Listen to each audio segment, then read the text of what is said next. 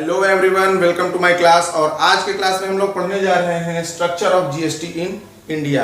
अगर आपने हमारा प्रीवियस लेक्चर मिस कर दिया है तो डिस्क्रिप्शन बॉक्स में दिए गए लिंक से जाकर आप उसे देख सकते हैं।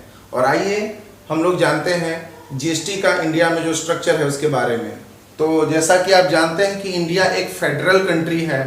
फेडरल कंट्री का मतलब ये जहाँ दो तरह की गवर्नमेंट होती है, स्टेट गवर्नमेंट और सेंट्रल गवर्नमेंट। तो ऐसे में सेंट्रल गवर्नमेंट भी टैक्स लगाती है और स्टेट गवर्नमेंट भी टैक्स लगाती है। तो इंडिया का जो जीएसटी मॉडल है वो डुअल जीएसटी मॉडल है, क्योंकि हमारा जो कंट्री है वो फेडरल कंट्री है। और फेडरल कंट्री जहां दो तरह की गवर्नमेंट होती है, सेंट्रल गवर्नमेंट और स्टेट गवर्नमेंट। तो आइए जानते हैं स्ट्रक्चर के बारे में। सबसे पहले देखते हैं इंट्रा स्टेट सप्लाई के बारे में। तो इंट्रा स्टेट सप्लाई क्या है? एक स्टेट के अंदर। तो अगर एक स्टेट के अंदर सप्लाई किया जाता है गुड्स एंड सर्विसेज तो क्या लगता है? सीजीएसटी प्लस एसजीएसटी या यूटीजीएसटी। ठीक है, तो यहाँ पर क्वेश्चन अराइज होता है सीजीएसटी कौन लगाता है? सीजीएसटी लगाती है सेंट्रल गवर्नमेंट और एसजीएसटी कौन लगाता है? State government. और यूटीजीएसटी यानी यूनियन टेरिटरीज विदाउट लेजिस्लेचर। तो एसजीएसटी कहाँ लगता है? 28 स्टेट्स में लगता है। और ऐसे यूनियन टेरिटरीज जिनका लेजिस्लेचर है यानी कि विधानसभा है। तो हमारे कंट्री में विधानसभा वाले केवल 3 ही यूनियन टेरिटरीज हैं जिनका अपना खुद का लेजिस्लेचर है। एक तो है पुदुचेरी, दूसरा है दिल्ली और तीसरा है जम्मू एंड कश्मीर। इन तीनों जगह पे क्या लगता है? एसजीएसटी। और सेंट्रल गवर्नमेंट क्या वसूलती है? सीजीएसटी।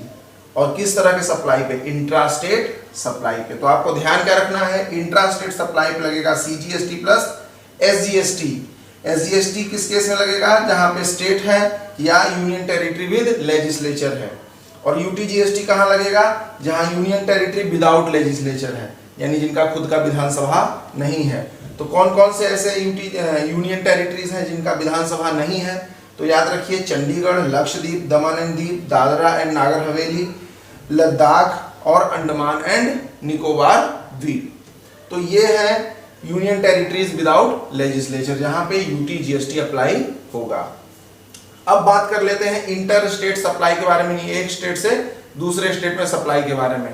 ठीक है, तो अगर एक स्टेट से दूसरे स्टेट में सप्लाई गुड्स या सर्विसेज का या दोनों का करते हैं तो क्या लगता है? Integrated goods and services tax, IGST. IGST का पूरा नाम क्या है? Integrated goods and services tax. तो आईजीएसटी जो होता है वो सेंट्रल गवर्नमेंट लगाता है और कलेक्ट करता है और बाद में जीएसटी काउंसिल के रिकमेंडेशन के अकॉर्डिंग इसकी शेयरिंग वो स्टेट गवर्नमेंट के साथ करता है। तो ये हो गया इंटर स्टेट सप्लाई जिस पे लगता है आईजीएसटी। पहले क्या लगता था इस पे? सीएसटी यानी सेंट्रल सेल्स टैक्स। और अब ये क्या हो गया है? आईजीएसटी यानी integrated goods and services tax. इसके बाद तीसरा चीज है इंपोर्ट एंड एक्सपोर्ट यानी कि फॉरेन ट्रेड। फॉरेन ट्रेड के केस में क्या होता था? पहले कस्टम ड्यूटीज लगाए जाते थे, लेकिन अब क्या है?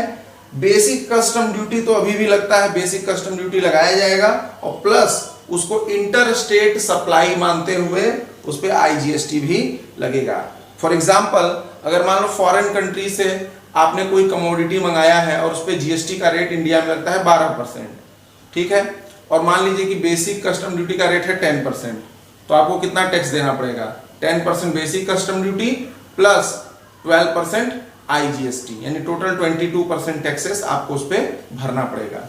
तो इंपोर्ट और एक्सपोर्ट पे बेसिक कस्टम ड्यूटी के अलावा आईजीएसटी यानी integrated goods and services tax लगाया जाता है, क्योंकि इसको इंटर स्टेट सप्लाई की तरह ट्रीट किया जाता है।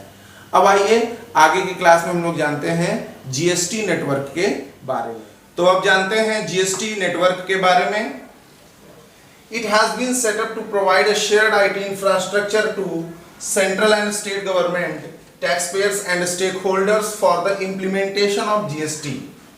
तो GST नेटवर्क को इस्टेब्लिश किया गया था IT इंफ्रास्ट्रक्चर सर्विसेज देने के लिए। जैसा कि आप जानते हैं इतना सारा जो टैक्स का सिस्टम था उसको एक में मर्ज किया गया था। तो जाहिर सी बात है एक ऐसा IT सिस्टम, हमें IT इंफ्रास्ट्रक्चर की जरूरत थी जो कि इतने सारे यूजर्स का डेटा सिक्योर तरीके से स्टोर कर सके और उसको डिफरेंट फैसिलिटीज दे सके ऑनलाइन। तो अब जानते हैं कि जीएसटी नेटवर्क हमें कौन कौन सी फैसिलिटीज देता है।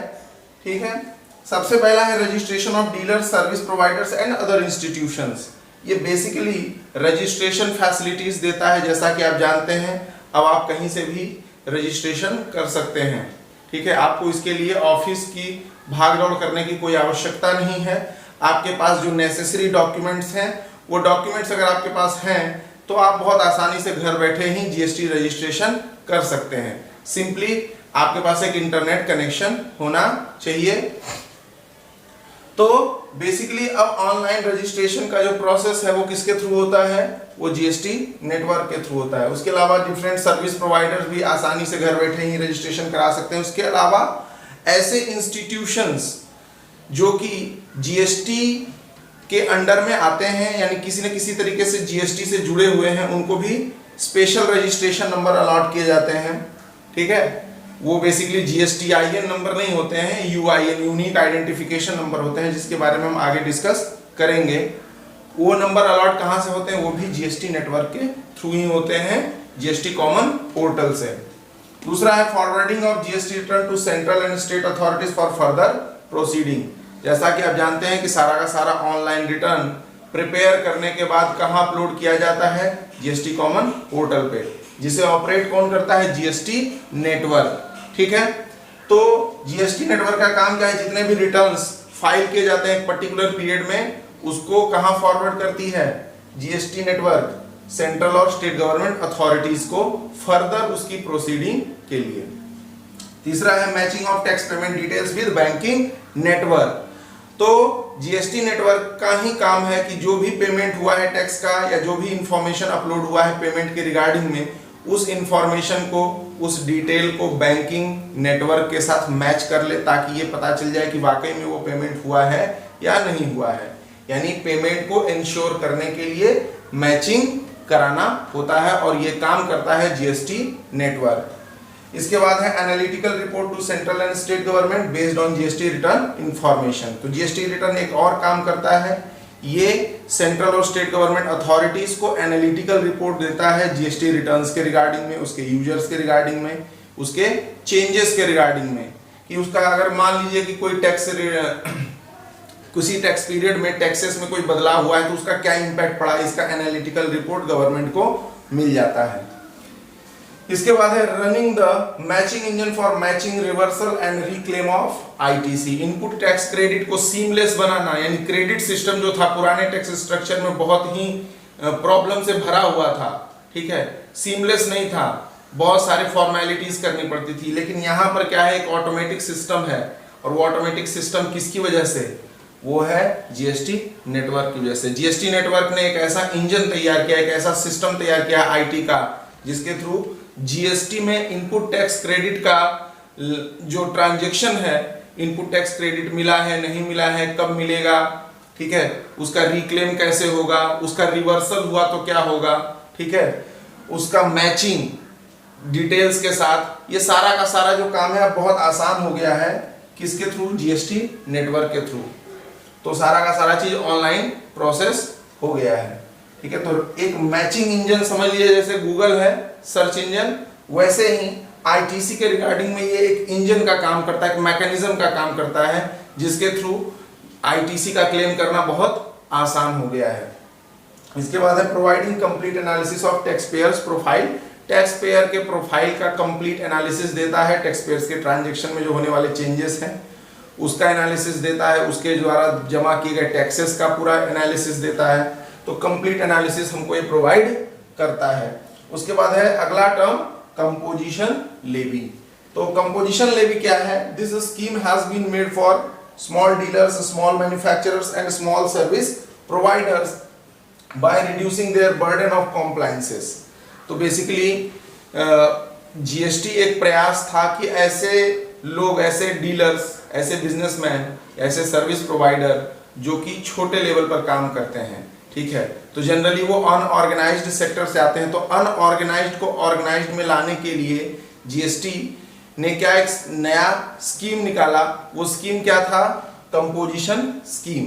तो कंपोजिशन स्कीम का पर्पस ये था कि जितने भी हमारे छोटे छोटे डीलर्स हैं, सर्विस प्रोवाइडर्स हैं, ठीक है, या मैन्युफैक्चरर्स हैं, उन सबको जीएसटी के नेटवर्क से जोड़ना। ठीक है, तो उनको कुछ ना कुछ तो भाई सहूलियत देनी ही थी। तो जैसे कि लेस नंबर ऑफ रिटर्न्स, उनको उतने रिटर्न्स नहीं भरने पड़ते जितने कि रेगुलर स्कीम वालों को भरने पड़ते हैं। Less maintenance of books and records, उनको बुक्स एंड रिकॉर्ड्स कम मेंटेन करने पड़ते हैं as compare to regular users. उसके बाद है but persons registered under this scheme are not eligible to claim input tax credit. तो यहाँ पर एक महत्वपूर्ण बात ध्यान देने योग्य ये है कि जो भी यूजर रजिस्टर्ड होगा किसमें, कंपोजिशन स्कीम में, उनको इनपुट टैक्स क्रेडिट क्लेम करने का राइट नहीं होगा। और खास बात ये कि जो इस स्कीम में रजिस्टर्ड मैन्युफैक्चरर्स, डीलर्स या स्मॉल सर्विस प्रोवाइडर्स होते हैं, उनको रेगुलर जीएसटी के रेट से टैक्स नहीं भरना पड़ता, उनको एक अलग रेट से टैक्स भरना पड़ता है जिसको कि हम लोग कंपोजिशन रेट कहते हैं। ठीक है, उसके बारे में हम लोग आगे जब कंपोजिशन चैप्टर पढ़ेंगे तो उसमें चर्चा करेंगे। ये रेट समय समय पर बदलता रहता है, तो प्रेजेंट टाइम में क्या है वही हम लोग डिस्कस करेंगे। ठीक है, तो यहाँ पर इस स्कीम का ड्रॉबैक ये है कि बहुत सारे फायदा तो है लेकिन ये आईटीसी का बेनिफिट हमें नहीं देता है। तो इसका मतलब क्या हुआ, अगर आईटीसी का बेनिफिट हमको नहीं मिल रहा है तो ये B2B ट्रांजैक्शन के लिए सुटेबल नहीं होगा, क्योंकि बिजनेस टू बिजनेस ट्रांजैक्शन के लिए जाहिर सी बात है हमको आईटीसी की जरूरत पड़ेगी, यानी इनपुट टैक्स क्रेडिट की जरूरत पड़ेगी। तो इसलिए ये किसके लिए सुटेबल होगा, जो कि रिटेल में हो, जो कि डायरेक्ट कंज्यूमर को गुड्स या सर्विसेज प्रोवाइड करता हो। अगर आप एक B2B सर्विस प्रोवाइडर हैं या B2B डीलर हैं तो आपके लिए ये सुटेबल नहीं है। ठीक है, अब बात करते हैं कंपोजिशन स्कीम के एलिजिबिलिटी की। तो कंपोजिशन स्कीम में रजिस्ट्रेशन कराने की एलिजिबिलिटी ये है कि persons with aggregate turnover not exceeding 1.5 crore in preceding previous year, यानी ऐसे डीलर, मैन्युफैक्चरर या सर्विस प्रोवाइडर जिनका प्रीवियस फाइनेंशियल ईयर में, यानी कि जो हमारा पिछला फाइनेंशियल ईयर गया है उसमें 1.5 करोड़ रुपए से ज्यादा का टर्नओवर ना हो। और ये स्कीम जो है स्पेसिफाइड स्टेट्स के लिए 75 लाख, यानी 75 लाख से ज्यादा ना हुआ हो। 1.5 करोड़ अदर स्टेट्स में और स्पेसिफाइड स्टेट्स में 75 लाख। अगर उससे कम टर्नओवर है तो हम कंपोजिशन स्कीम में रजिस्ट्रेशन करा सकते हैं। स्पेशल स्टेट्स में क्या आएगा, अरुणाचल प्रदेश, मेघालय, सिक्किम, नागालैंड, मणिपुर, मिजोरम, ठीक है, असम और उत्तराखंड। ये जो स्टेट्स हैं ये स्पेशल स्टेट्स हैं। स्पेशल स्टेट्स के लिए जो ये स्कीम का लिमिट है वो है 75 लाख, ये बात आपको ध्यान रखनी है। और अदर के लिए क्या है 1.5 करोड़। ठीक है, तो ये एलिजिबिलिटी है कंपोजिशन लेवी के रिगार्डिंग। अब इसके बाद हम लोग नेक्स्ट क्लास में आगे के टर्म्स के बारे में